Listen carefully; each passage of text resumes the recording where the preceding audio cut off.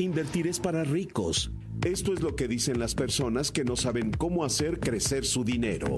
Si tú eres de los que quieren cumplir sus objetivos financieros, acércate a los expertos. En Actinver contamos con fondos de inversión que te ofrecen rendimientos que están por arriba de los instrumentos bancarios tradicionales. O busca como @Actinver en tus redes sociales para poder resolver todas tus dudas. Actinver, acostúmbrate a ganar más. Actinver, acostúmbrate a ganar más. Presenta. Pregúntale al especialista.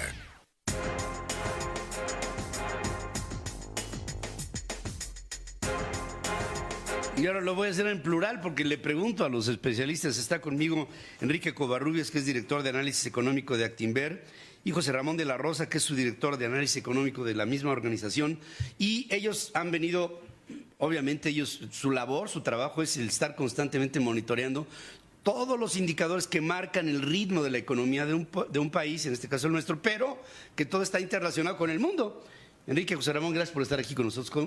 ¿Cómo estás? Buenos días. Gracias, Pedro, gracias por la invitación. ¿Cómo ves tú, bueno, después de todo lo visto, vivido, este año que está empezando con toda una serie de variables que a lo mejor no estaban en tu ecuación hace 2 semanas? No, para nada, riesgos geopolíticos que se acumulan ahora sí que en todo el mundo, que le está pegando a actividad económica, materias primas, al entorno político hacia adelante, y además en un año 2020 que arranca después de un 2019 que fue de estabilización en nuestro país. Nos ha costado trabajo que la actividad económica se detone, pero que hay algunos factores que pintan para que este 2020 finalmente la economía mexicana vea un repunte de crecimiento. 0% que vimos en el 2019 ya parece que se está alejando, y que podemos estar creciendo más pegado al 1,5% en el 2020 y ojalá pegado al 2% hacia adelante en los siguientes años. ¿Viste ya el pronóstico del Fondo Monetario que nos baja, no? Sí. Nos baja del 2 al 1.2, pero les pregunto, ¿tuvimos recesión el año pasado finalmente o no? Recesión en el sentido estricto no lo tuvimos, pero una tasa de crecimiento del 0% para una economía en vías de desarrollo como la nuestra es una tasa de crecimiento claramente baja y preocupante. Gran parte de los componentes de la actividad económica de nuestro país han estado deprimidas, el consumo ha bajado, la inversión claramente está bastante apagada, y el gasto de gobierno, que no ha tenido la eficiencia que debería tener, pues por muchos ajustes internos, también le costó trabajo aportarle al crecimiento de nuestro país. El sector externo es algo que nos ha ayudado en los últimos años, pero en particular en este 2019 lo hizo. Estamos altamente integrados a las cadenas de valor de Estados Unidos, en la medida en la cual Estados Unidos crezca, que lo hizo bastante bien en el último año. Buen desempeño el año pasado, ¿no? Sí, no solamente la actividad económica como tal, sino los mercados financieros, las bolsas americanas, unas de las grandes historias de éxito el año pasado, más de 20% de crecimiento la bolsa americana en dólares en el último año, y hacia adelante pues pinta como una de las economías avanzadas que más posibilidades de crecimiento van a tener. Mencionabas hace rato Brexit, Europa, una región que no ha estado creciendo, que no ha sido una fuente de desarrollo industrial en el mundo. Japón, que lleva no poquitos años, varias décadas estancado. Entonces Estados Unidos va a seguir siendo el motor dentro de las economías avanzadas. Ahora, de las economías emergentes, China pues es uno de los países que sigue creciendo, claramente no a las tasas que nos habían estado acostumbrando de más del 10% durante muchos años, pero incluso la tasa de crecimiento del 6% de China pues es algo que va a estar jalando al mundo, América Latina, los países que se dedican a producir materias primas y a exportárselo a este tipo de economías en vías de desarrollo, como es el caso chino. Ok, ahora, el hecho es que estamos viendo una crisis, José Ramón, pero dinero hay.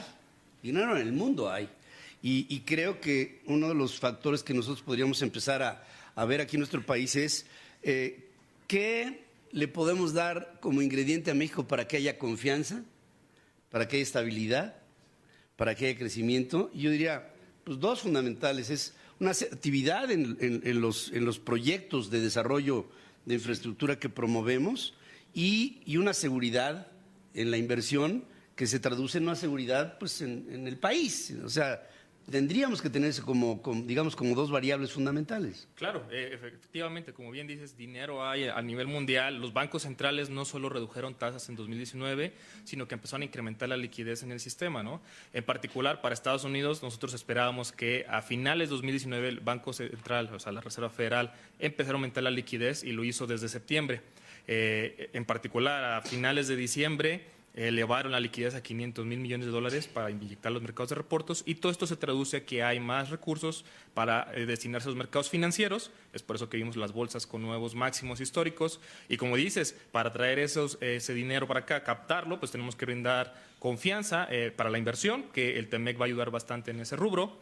Y el otro tema pues es la seguridad, ¿no? Que es uno de los factores en las encuestas de Banco de México que siempre aparecen como los indicadores más relevantes para generar confianza y crecimiento en el futuro. Ahora, yo te pregunto, Enrique, hacia este 2020, ¿seguirá consistente? Digo, entiendo que no tenemos una bola de cristal, pero ¿por dónde la ves? ¿Banco de México seguirá bajando las tasas? Sí, yo creo que algo importante en el 2020 es que no va a haber cambios en los integrantes de la Junta de Gobierno. Seguirá Alejandro Díaz de León al frente. Los 4 subgobernadores seguirán estando ahí. No han estado cambiando su visión de dónde está México. Y me parece que el resumen que está viendo la Junta de Gobierno es que hay algunos riesgos globales, algunos internos, que ameritan que las tasas de interés estén un poco elevadas, con una trayectoria que se esté disminuyendo. La inflación ha ayudado mucho a que las tasas puedan seguir reduciéndose. Hoy en particular se subió el último dato de inflación de nuestro país abajo del 3%, abajo del 2.9%. Perdona un paréntesis ahí. Este 3%, abajo del 3%, ¿es producto de un control sobre políticas monetarias o de una lentitud en la economía que le impide a nuestra gente el tener poder adquisitivo? Pues supongo que es una mezcla. Supongo que es una mezcla. Una de las mejores maneras de ver la actividad económica que tanto tiene impacto en los precios es no ver la inflación completamente, sino solamente un pedacito de la inflación que se llama la inflación subyacente. Es la inflación de mercancías y de servicios, es decir, es la inflación que le quita las cosas que un banco central no puede controlar. El Banco Central no puede controlar el precio de los energéticos a nivel global, no puede controlar los precios de los agropecuarios. Esta inflación subyacente, que es 3/4 partes de la inflación total, está en 3.60. Es decir, es una inflación que está dentro del objetivo del Banco Central. Ahora, la inflación general está más baja que esta inflación subyacente porque ha habido varios golpes de suerte para la inflación. Los agropecuarios han estado bastante deprimidos. Los energéticos a nivel global han estado deprimidos. Los riesgos geopolíticos de Irán puede ser que le pegue el precio del petróleo hacia adelante, no solamente en el precio, sino en la volatilidad de los energéticos, y que eso se pudiera trasladar en la inflación mexicana. Ya lo sentimos hoy, la volatilidad de los precios como amanecieron el Brent y West Texas, sí. Ya te está hablando de variables muy importantes. Sí, me parece que un petróleo por ahí de $60 por barril es algo normal, estable. 70 que llegó en los últimos días ya empieza a implicar que las finanzas públicas de países petroleros como los mexicanos tal vez sean obligados a incrementar los precios de gasolina, de gas LP, de gas natural, y que con ello pudiera haber impacto en la inflación. Y por eso el Banco Central está recortando tasas, como lo está haciendo, lo está haciendo bien, pero comunicando pues que la velocidad no va a ser muy rápido, que el tipo de cambio no quieren que se vaya a distorsionar con recortes muy, muy agresivos. Ahora, una pregunta inadecuada pero necesaria.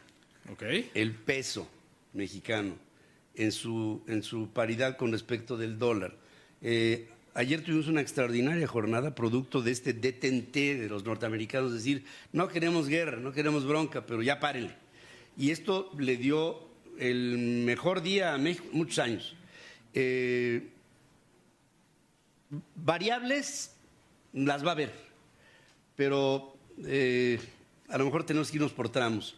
¿Cómo ven el primer tramo del año con respecto a la fortaleza del peso? El primer tramo se ve un peso relativamente estable, ¿no? Uno de los principales factores que nos han ayudado para tener este tipo de cambio es la tasa real, es decir, la tasa de referencia en 7.25 menos la inflación, que está en 2.80, como decía Enrique, pues te da una tasa real de 4.50 casi, que es un rendimiento muy atractivo para los extranjeros, sobre todo si pensamos, por ejemplo, que las mejores estimaciones para la bolsa, el S&P, están cerca del 5%, con la volatilidad que podría implicar todos estos conflictos, pues tener una tasa, un rendimiento cercano al 4.5 es atractivo para los extranjeros, y es por eso que ante esta ola de eventos, incluso cuando el oro se subió casi 4% después de los ataques de Irán, el tipo de cambio apenas tocó los 19 y lo vimos regresando otra vez, ¿no? Entonces, el primer trimestre se ve relativamente tranquilo, va a ayudar también un poco el optimismo sobre la ratificación del TEMEC.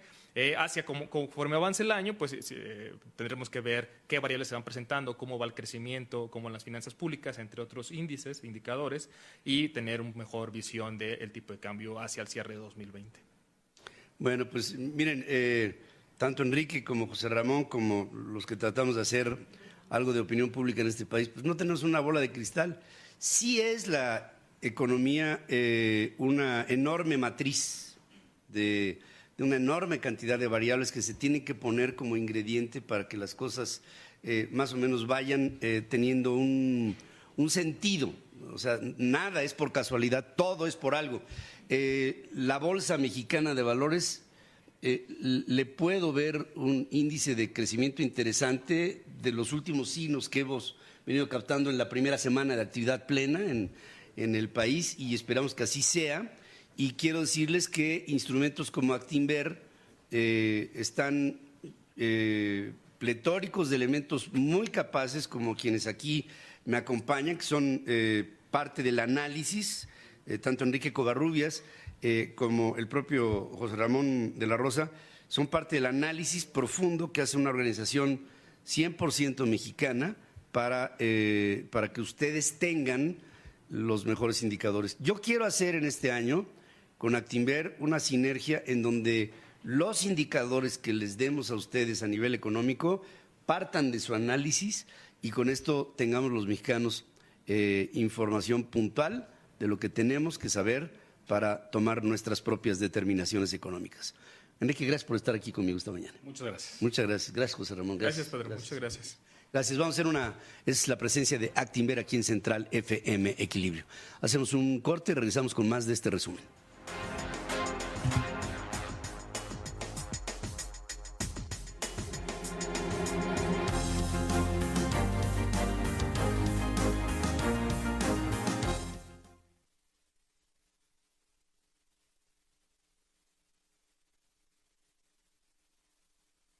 Actinver, acostúmbrate a ganar más. Presentó Pregúntale al especialista.